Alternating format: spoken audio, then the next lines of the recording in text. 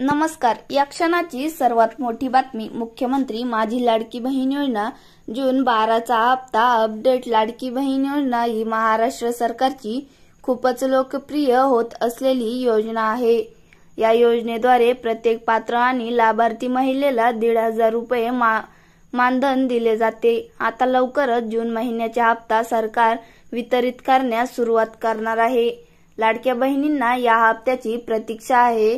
मुख्यमंत्री माझी लाडकी बहीण योजनेअंतर्गत पुढील हप्त्याची वाट पाहणाऱ्या महाराष्ट्रातील 2.47 कोटींहून अधिक महिलांसाठी सरकारकडून संकेत दिले गेले की जून 2025चा 1,500 रुपयांचा 12वा हप्ता 2 ते 3 दिवसांपासून पुढे वितरित केला जाईल. यामुळे आता लाभार्थी लाडक्या बहिणींना या हप्त्याची प्रतीक्षा आहे.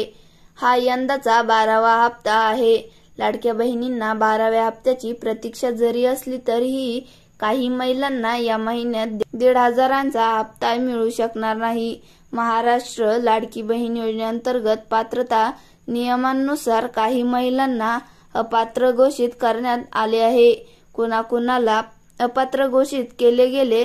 21 वर्षांखालील महिला किंवा ज्या महिलेचे 65 वर्षापेक्षा अधिक वय झाले आहे अशा महिला पात्र ठरणार नाहीत.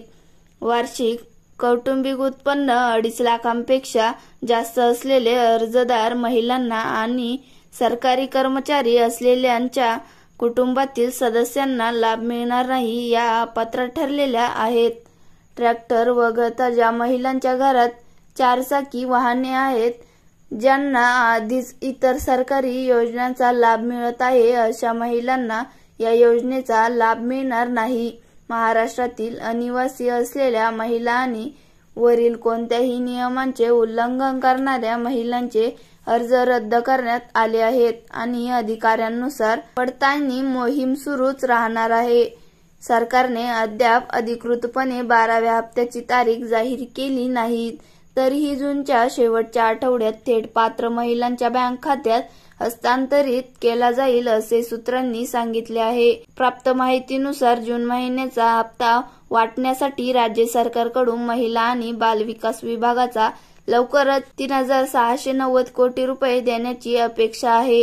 ही रक्कम 2 टप्प्यात दिली जाणार आहे.